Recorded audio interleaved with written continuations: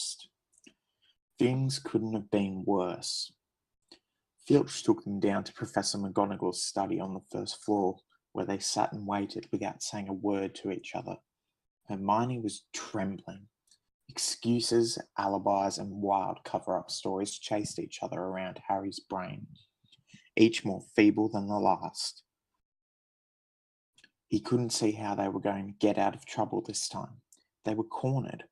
How could they have been so stupid as to forget the cloak?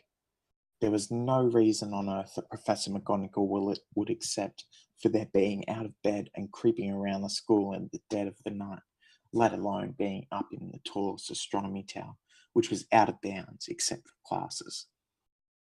Add Norbert and the invisibility cloak, and they might as well be packing their bags already. Had Harry thought that things couldn't have been worse? He was wrong. When Professor McGonagall appeared, she was leading Neville. "Harry!" Neville burst out the moment he saw the other two. I was trying to find you to warn you. I heard Malfoy saying he was going to catch you. He said you had a drag." Harry shook his head violently to shut Neville up, but Professor McGonagall had seen. She looked more likely to breathe fire than Norbert as she towered over the three of them. "I would never have believed it of any of you. Mr. Filch says you were up in the astronomy tower. It's 1 o'clock in the morning. Explain yourselves." It was the first time Hermione had ever failed to answer a teacher's question. She was staring at her slippers, still as a statue. "I think I've got a good idea of what's going on," said Professor McGonagall. "It doesn't take a genius to work it out. You fed Draco Malfoy some cock and bull story about a dragon, trying to get him out of bed and into trouble. I've already caught him. I suppose you think it's funny that Longbottom here heard the story and believed it too?" Harry caught Neville's eye and tried to tell him without words that this wasn't true, because Neville was looking stunned and hurt. Poor blundering Neville. Harry knew what it must have cost him to try and find them in the dark, to warn them. "I'm disgusted," said Professor McGonagall.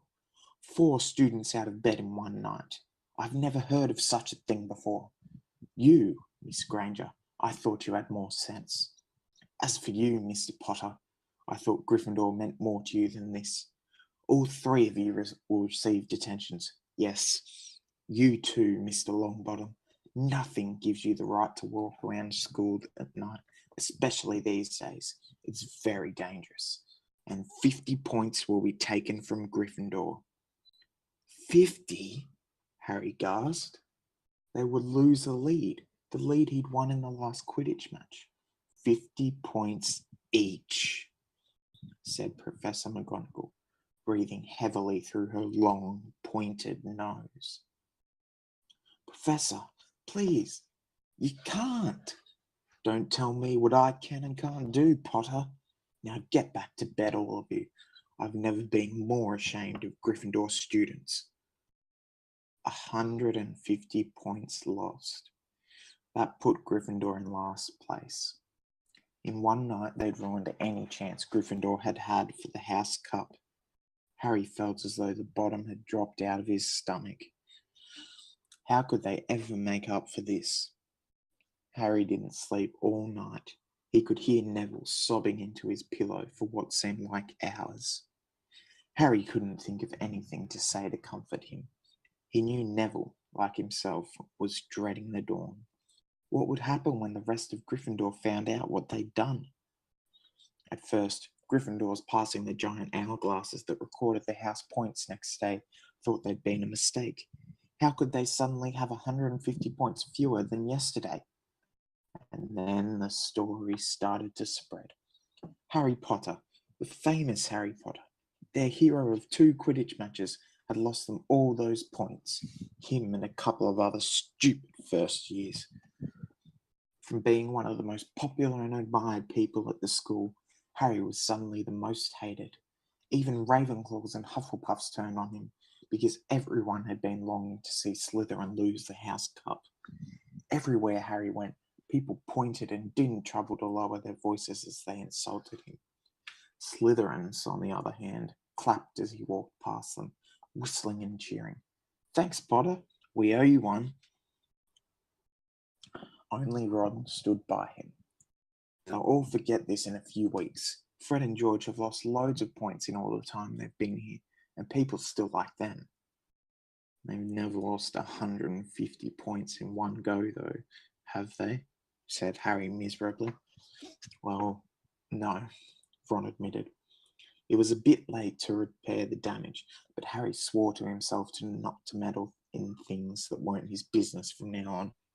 He'd had it with sneaking around and spying. He felt so ashamed of himself that he went to Wood and offered to resign from the Quidditch team. Resign? Wood thundered. What good will that do? How are we going to get any points back if we can't win at Quidditch? But even Quidditch had lost its fun. The rest of the team wouldn't speak to Harry during practice, and if they had to speak about him, they called him the Seeker. Hermione and Neville were suffering too. They didn't have as bad a time as Harry, because they weren't as well known, but nobody would speak to them either. Hermione had stopped drawing attention to herself in class, keeping her head down and working in silence. Harry was almost glad that the exams weren't far away. All the revision he had to do kept his mind off his misery. He, Ron, and Hermione kept to themselves, working late into the night, trying to remember the ingredients in complicated potions, learn charms and spells off by heart, memorize the dates of magical discoveries and goblin rebellions. Then, about a week before the exams were due to start, Harry's new resolution not to interfere in anything that didn't concern him was put to an unexpected test. Walking back from the library on his own one afternoon, he heard somebody whimpering from a classroom up ahead. As he drew closer, he heard Quirrell's voice. No, not again, please. It sounded as though someone was threatening him. Harry moved closer.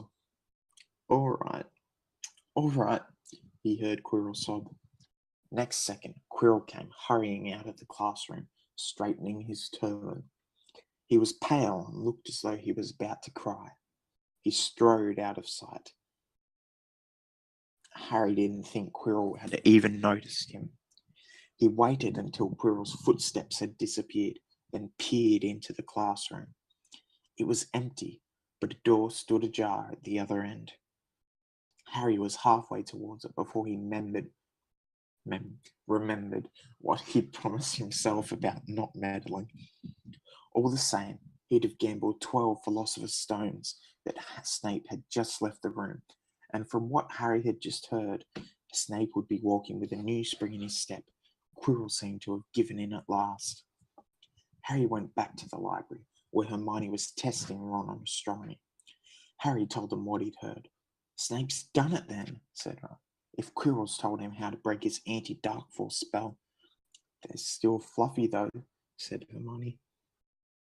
Maybe Snape's found out how to get past him without asking Hagrid, said Ron, looking up at the thousands of books surrounding them. I bet there's a book somewhere in here telling you how to get past a giant three-headed dog. So what do we do, Harry? The light of adventure was kindling again in Ron's eyes, but Hermione answered before Harry could. Go to Dumbledore. That's what we should have done ages ago. If we try anything ourselves, we'll be thrown out for sure. But we've got no proof, said Harry. Quirrell's too scared to back us up. Snape's only got to say that he doesn't know how the troll got in at Halloween and that he was nowhere near the third floor. Who do you think they'll believe, him or us? It's not exactly a secret we hate him. Dumbledore will think we made it up to get him sacked. Filch wouldn't help us if his life depended on it. He's too friendly with Snape, and the more students get thrown out, the better, he'll think. And don't forget, we're not supposed to know about the stone or Fluffy. That'll take a lot of explaining. Hermione looked convinced, but Ron didn't. If we just do a bit of poking around. No, said Harry flatly. We've done enough poking around. He pulled a map of Jupiter towards him and started to learn the names of its moons.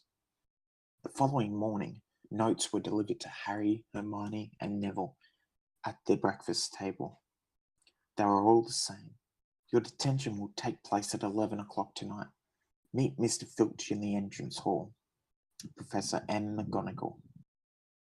Harry had forgotten they still had detentions to do in the furor over the points they lost. He half expected Hermione to complain that this was a whole night of revision lost, but she didn't say a word.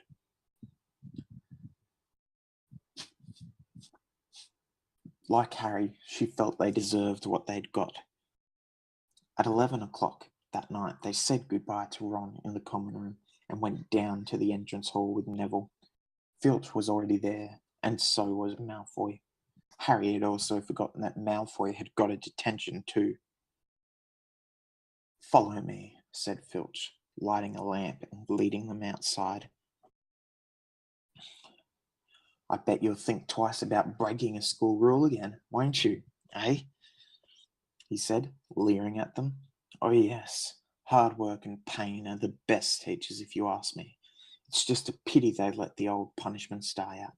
Hang you by your wrists from the ceiling for a few days. I've got the chains still in my office. Keep them well oiled in case they're ever needed. Right, off we go, and don't think of running off now. It'll be worse for you if you do."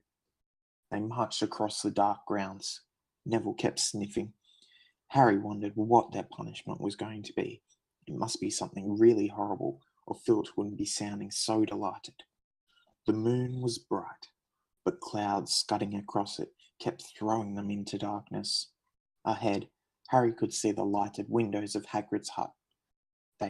Then they heard a distant shout. "Is that you, Filch? Hurry up, I want to get started." Harry's heart rose. If they were going to be working with Hagrid, it wouldn't be so bad. His relief must have showed in his face, because Filch said, "I suppose you think you'll be enjoying yourself with that oath? Well, think again, boy. It's into the forest for you. You're going, and I'm much mistaken if you'll all come out in one piece."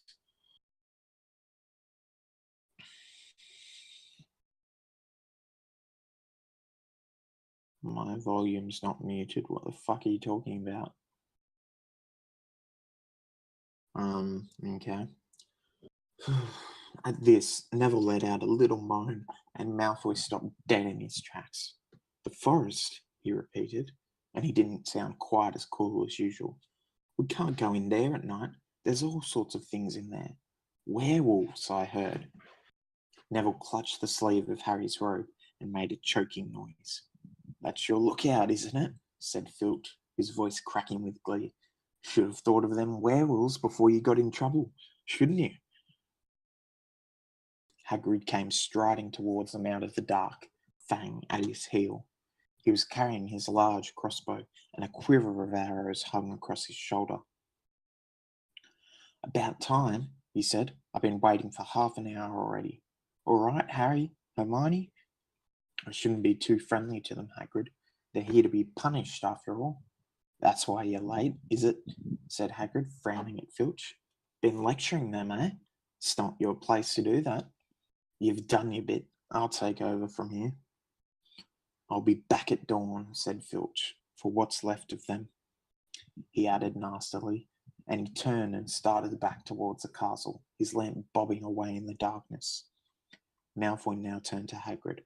"I'm not going in that forest," he said, and Harry was pleased to hear the note of panic in his voice.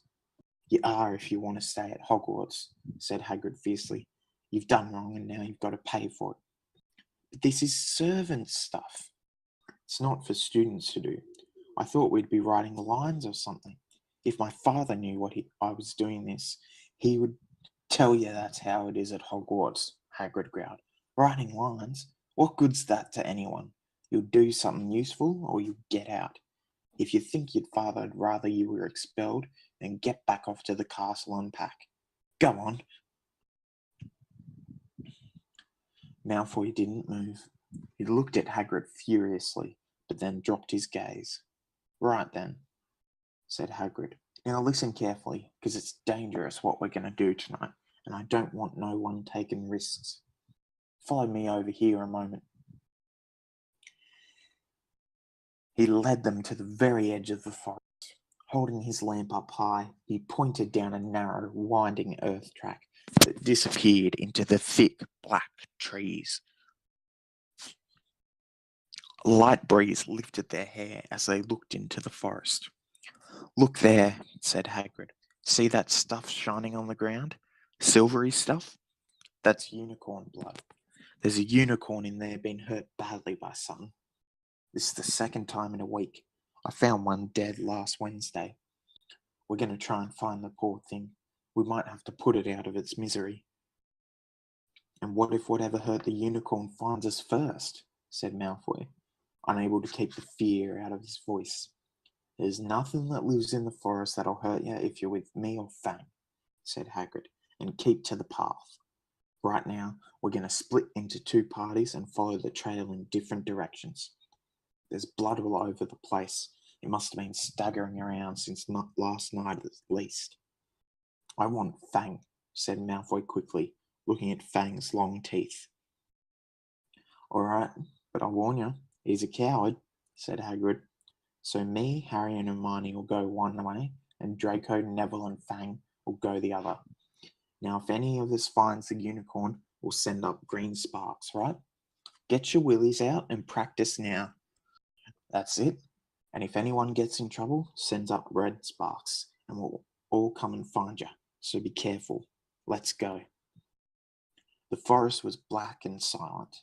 A little way into it, they reached a fork in the earth path, and Harry, Hermione, and Hagrid took the left path, while Malfoy, Neville, and Fang took the right.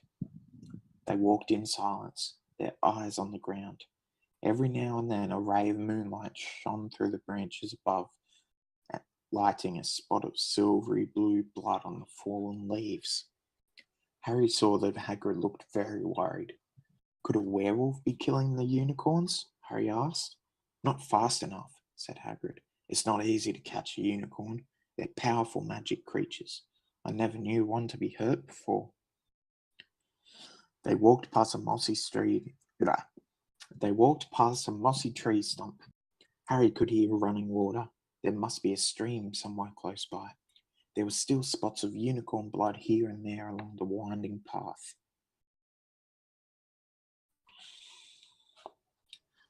"You're all right, Hermione?" Hagrid whispered.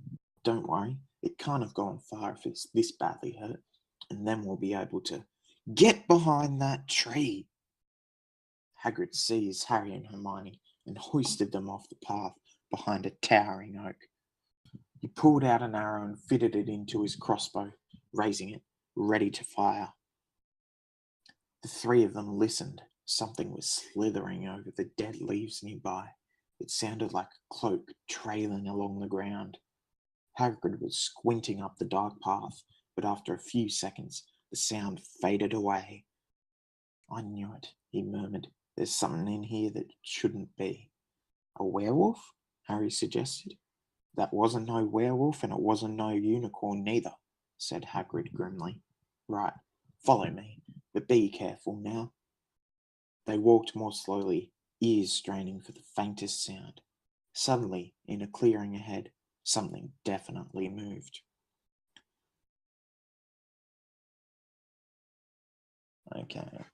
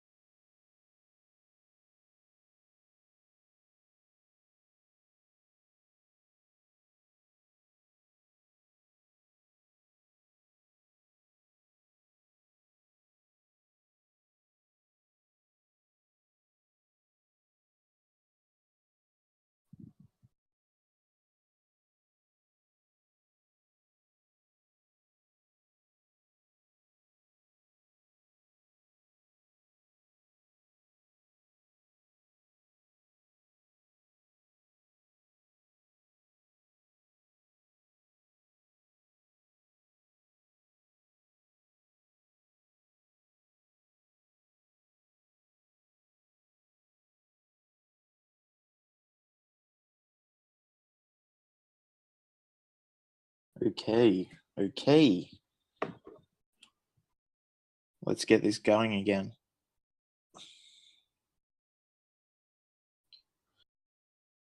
So, can people hear me now? Or are there people who still can't hear?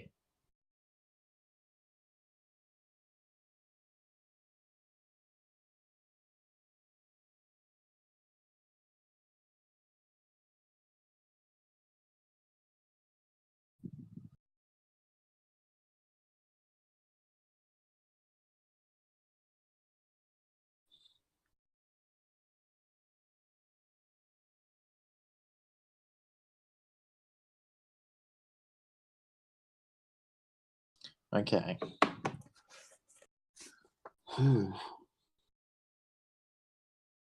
They walked more slowly, ears straining for the faintest sound. Suddenly, in a clearing ahead, something definitely moved. Who's there? Hagrid called. Show yourself. I'm armed. And into the clearing came. Was it a man or a horse? To the waist, a man with red hair and beard, but below that was a horse's gleaming chestnut body with a long reddish tail. Harry and Hermione's jaws dropped. Oh, it's you, Ronan, said Hagrid in relief. How are you? He walked forward and shook the centaur's hand. Good evening to you, Hagrid, said Ronan. He had a deep, sorrowful voice. Were you going to shoot me? Can't be too careful, Ronan, said Hagrid, patting his crossbow. There's something bad loose up in this forest. This is Harry Potter and Hermione Granger, by the way. Students up at the school. And this is Ronan, you two. He's a centaur. We noticed, said Hermione faintly. Good evening, said Ronan. Students, are you? And do you learn much up at the school? A bit, said Hermione timidly. A bit. Well, that's something. Ronan sighed. He flung back his head and stared at the sky. Mars is bright tonight. Yeah, said Hagrid, glancing up too. Listen, I'm glad we've run into you, Ronan, because there's this unicorn being hurt. You seen anything? Ronan didn't answer immediately. He stared unblinkingly upwards, then sighed again. Always the innocent are the first victims, he said. So it has been for ages past, so it is now. Yeah, said Hagrid. But have you seen anything, Ronan? Anything unusual?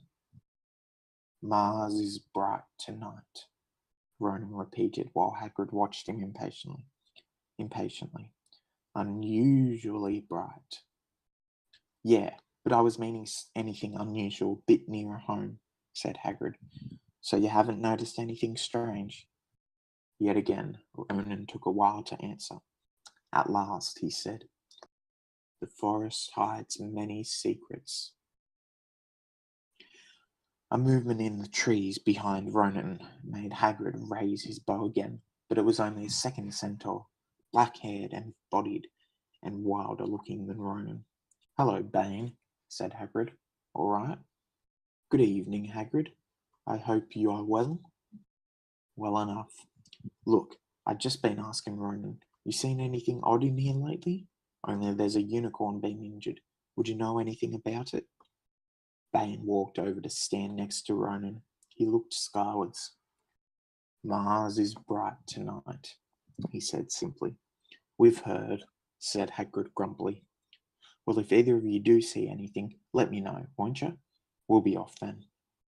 Harry and Hermione followed him out of the clearing, staring over their shoulders at Ronan and Bane until the trees blocked their view. Never, said Hagrid irritably. Try and get a straight answer out of a centaur. Ruddy stargazers, not interested in anything closer than the moon. Are there many of them in here? Asked Hermione. Oh, a fair few.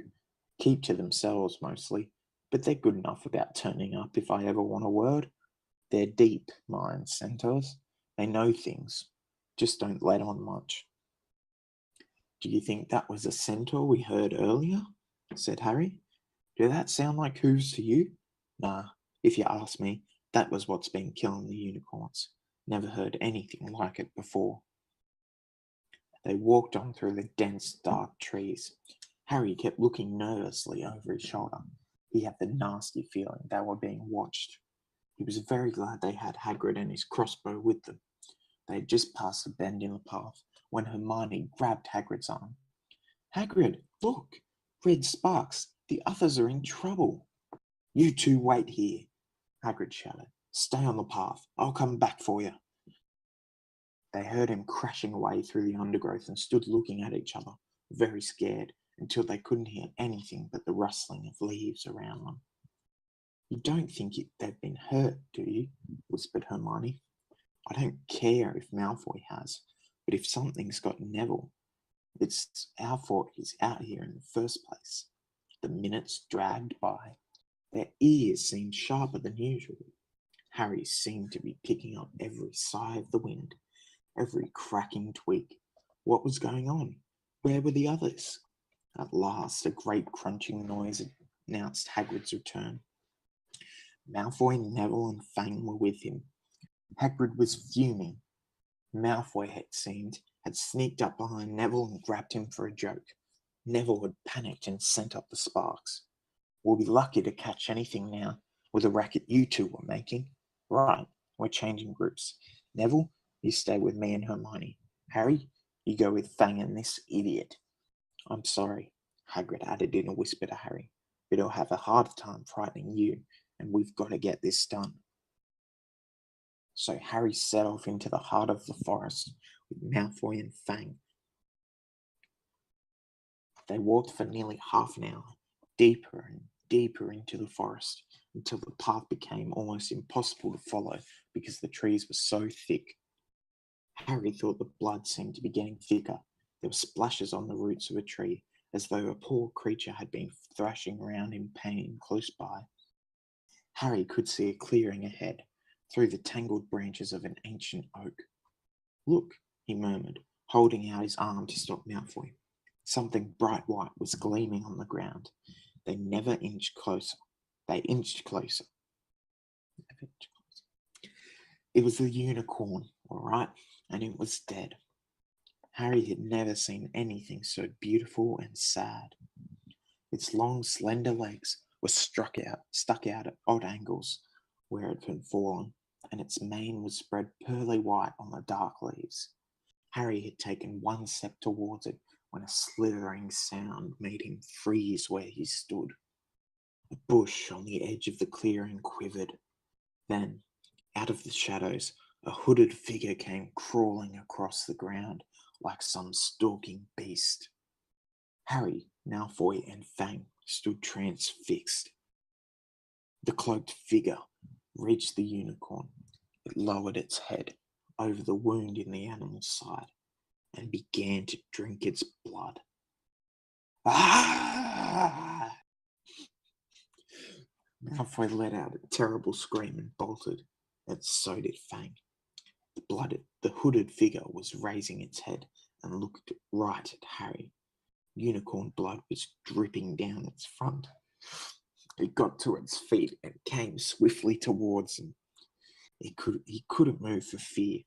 Then a pain pierced his head like he had never felt before. It was as though his scar was on fire. Half blinded, he staggered backwards.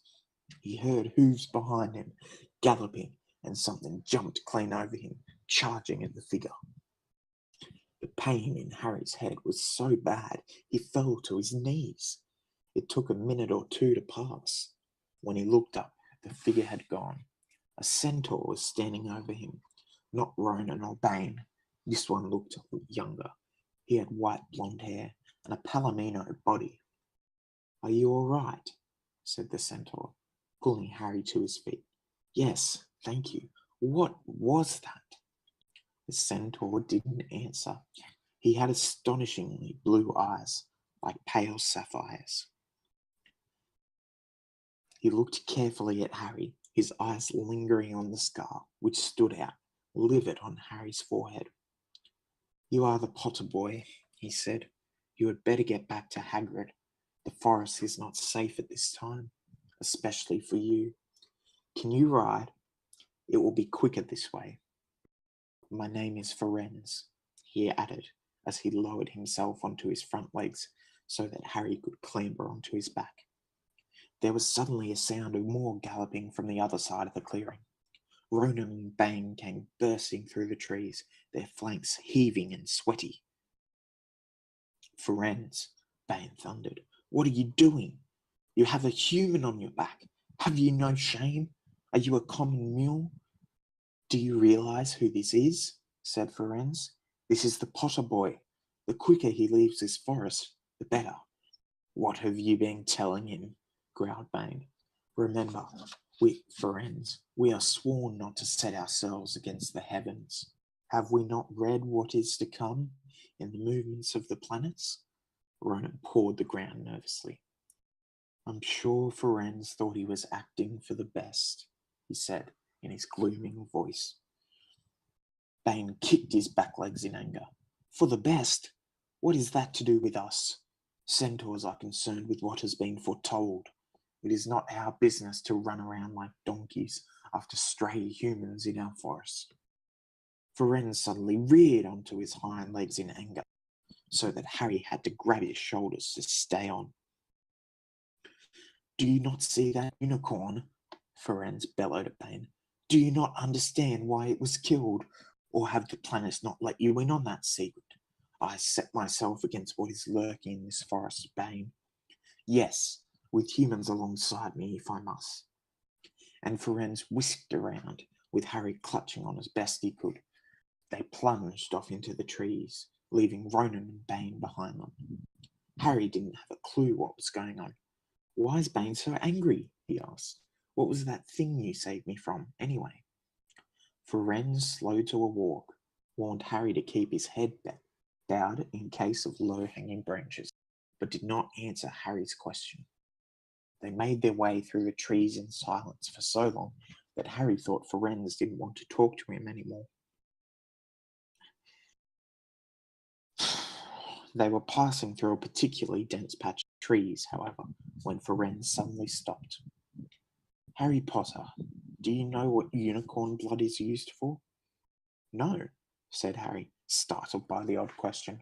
We've only used the horn and tail hair in potions. That is because it is a monstrous thing to slay a unicorn, said Ferenz. Only one who has nothing to lose and everything to gain would commit such a crime. The blood of a unicorn will keep you alive, even if you are an inch from death, but at a terrible price. You have slain something pure and defenseless to save yourself, and you will have but a half-life, a cursed life, from the moment the blood touches your lips.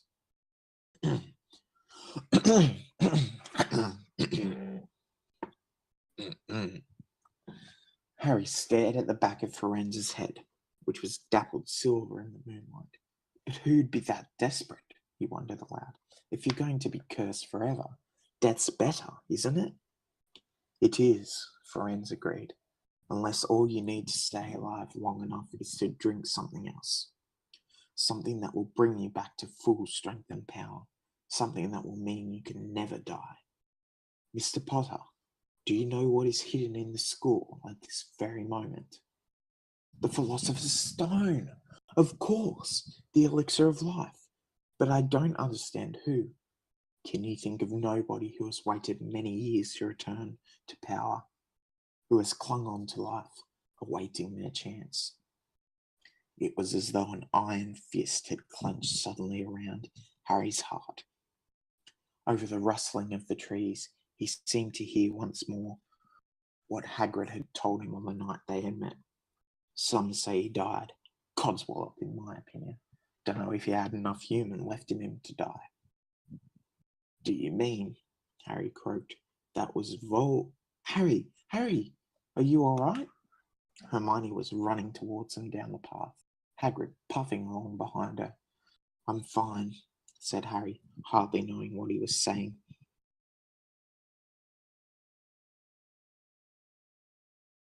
The unicorn's dead, Hagrid. It's in that clearing back there. This is where I leave you, Ferenz murmured as Hagrid hurried off to examine the unicorn. You are safe now. Harry slid off his back. Good luck, Harry Potter, said Firenze. The planets have been read wrongly before now, even by centaurs. I hope this is one of those times. He turned and cantered back into the depths of the forest, leaving Harry shivering behind him. Ron had fallen asleep in the dark common room, waiting for them to return. He shouted something about Quidditch vows when Harry roughly shook him awake. In a matter of seconds, though, he was wide-eyed as Harry began to tell him and Hermione what had happened in the forest. Harry couldn't sit down. He paced up and down in front of the fire. He was still shaking. Snape wants the stone for Voldemort, and Voldemort's waiting in the forest. And all this time we thought Snape just wanted to get rich. Stop saying the name, said Ron in a terrified whisper, as if he thought Voldemort could hear them. Harry wasn't listening. Firenze saved me, but he shouldn't have done. Bane was furious. He was talking about interfering with what the planets say is going to happen. They must show that Voldemort's coming back. Bane thinks Firenze should have let Voldemort kill me. I suppose that's written in the stars as well. Will you stop saying the name? Ron hissed. So all I've got to wait for now is for Snape to steal the stone, Harry went on feverishly. Then Voldemort will be able to come and finish me off. Well, I suppose Bane will be happy. Hermione looked very frightened, but she had a word of comfort. Harry, everyone says Dumbledore's the only one you know who was ever afraid. With Dumbledore around, you know who won't touch you. Anyway, who says that the centaurs are right? It sounds like fortune-telling to me, and Professor McGonagall says that's a very impressive branch of magic. The sky had turned dark before they stopped talking. They went to bed exhausted, their throats sore. But the night's surprises weren't over. When Harry pulled back his sheets, he found his invisibility cloak folded neatly underneath them. There was a note pinned to it. Just in case. And that's the end of that chapter.